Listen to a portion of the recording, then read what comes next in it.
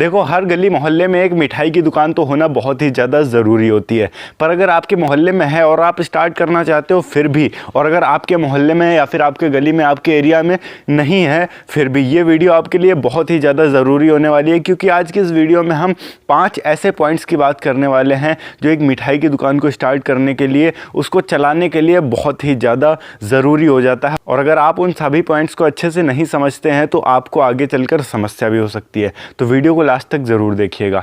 Hello and welcome friends, मेरा नाम है अनूप सिंह और आप देख रहे हैं आपका अपना यूट्यूब चैनल। इसी तरीके से हाई क्वालिटी एजुकेशनल वीडियोस को देखने के लिए इस चैनल को भी सब्सक्राइब करें और हाँ, साथ में आने वाले बेल आइकन को भी प्रेस कर दें ताकि आप किसी भी लेटेस्ट वीडियो की लेटेस्ट अपडेट मिस ना कर सकें। So let's get started. Point number 1, चलो मान लिया कि आपने एक मिठाई की दुकान स्टार्ट भी कर दिया, तो क्या चांसेस हैं इसके चलने के? क्या ये दुकान चलेगी या फिर नहीं चलेगी, या फिर आपको बैठकर सिर्फ मक्खी मारना पड़ेगा? देखिए, सीधी बात अगर मैं बोलूँ तो होली हो चाहे दिवाली हो, चाहे छोटा त्यौहार हो चाहे बड़ा त्यौहार हो, चाहे किसी के घर में शादी हो, चाहे किसी के घर में बच्चा हुआ हो, कोई फंक्शन हो, कोई नई गाड़ी लेकर आया हो, कोई नया घर बनवाने जा रहा हो, किस चीज़ की ज़रूरत पड़ती है?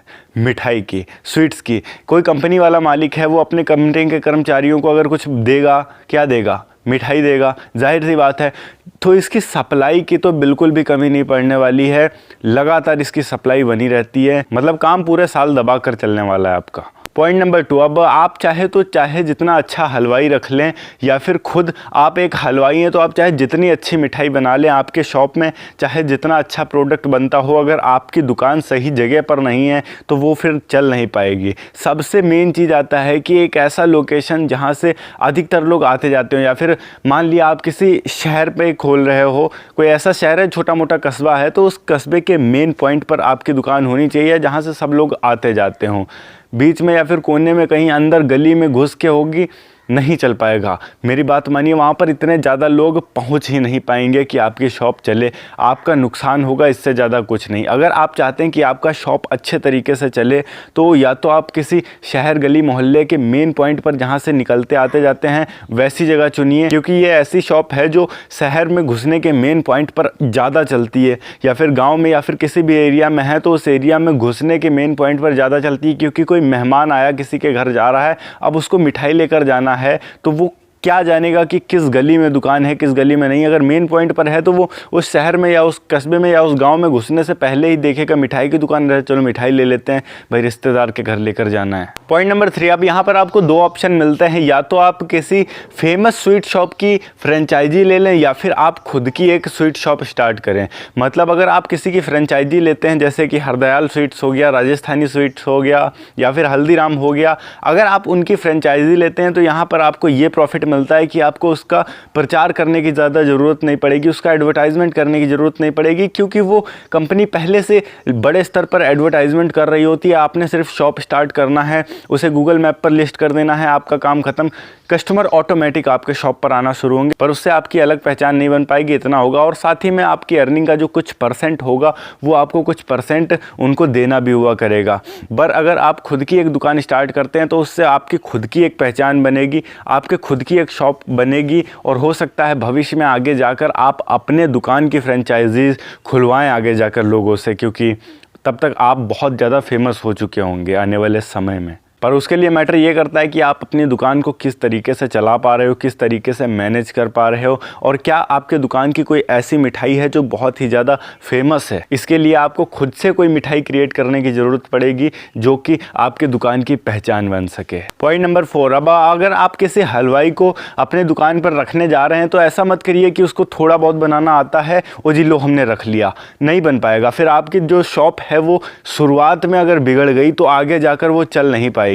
आपको जब कोई भी हलवाई रखना है, या फिर आप अगर खुद हलवाई हैं तो ज़्यादा बेटर है, पर अगर आपको कोई हलवाई अफोर्ड करना है तो ऐसा हलवाई अफोर्ड करिए कि भाई शुरुआत में वो थोड़े ज़्यादा पैसे ले, कोई बात नहीं, पर वो प्रोडक्ट जब बनाए तो लोग खाएं तो खाते ही रह जाएं। क्योंकि शुरुआत में अगर आप अपने दुकान को जैसा दिखाओगे लोगों को, वो आने वाले जब तक आप अपनी शॉप को चला पाओगे उसकी छवि तब तक वैसी ही बनी रहेगी। अगर शुरुआत में आपके दुकान की छवि बिगड़ गई तो आने वाले टाइम में आप उसे सुधार नहीं सकते हैं, बहुत टाइम लग जाएगा उसे सुधारने में, और तब तक आप हार भी मान सकते हैं।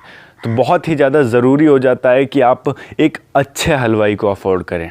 पॉइंट नंबर 5, अब इसमें खर्चा कितना होने वाला है और इनकम कितनी होने वाली है। तो देखिए, मैं शुरुआती लेवल की बताऊं और छोटे स्तर की दुकान बताऊं, बहुत ज़्यादा बड़े शॉप की मैं बात नहीं कर रहा हूं।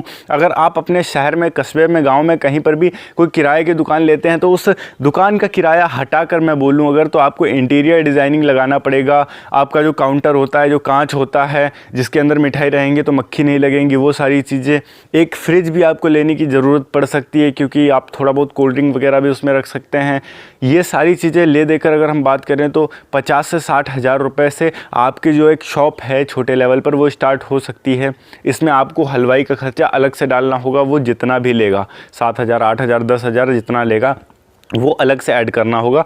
पर अगर मैं सामान की और दुकान की बात करूं तो कम से कम 50 से 60 हज़ार रुपये स्टार्टिंग लेवल पर अगर आप सारी मिठाइयाँ रखना स्टार्ट करते हो तो होगा। अब इसमें अगर हम अर्निंग की बात करें तो शुरुआत में अगर आपकी दुकान अच्छे से चलना स्टार्ट हो जाता है तो 20 से 30 हज़ार रुपये आप महीने का कमा सकते हैं। और उसके आगे अगर हम बताएं तो अगर जिस तरीके से आपकी शॉप चल रही होगी, जितना ज़्यादा अच्छे से चल रही होगी उतना ज़्यादा आप कमा सकते हैं। वो डिपेंड करता है कि आपका एरिया कैसा है। ओके गाइस, ये थी वो इन्फॉर्मेशन जिसके द्वारा आप एक मिठाई की दुकान स्टार्ट कर सकते हैं। वीडियो अच्छी लगी हो तो इंस्टाग्राम पर फॉलो ज़रूर कर लीजिएगा, लिंक आपको डिस्क्रिप्शन में मिल जाएगा, वरना आप इंस्टाग्राम पर जाकर सर्च भी कर सकते हैं अनूप सिंह _ASK।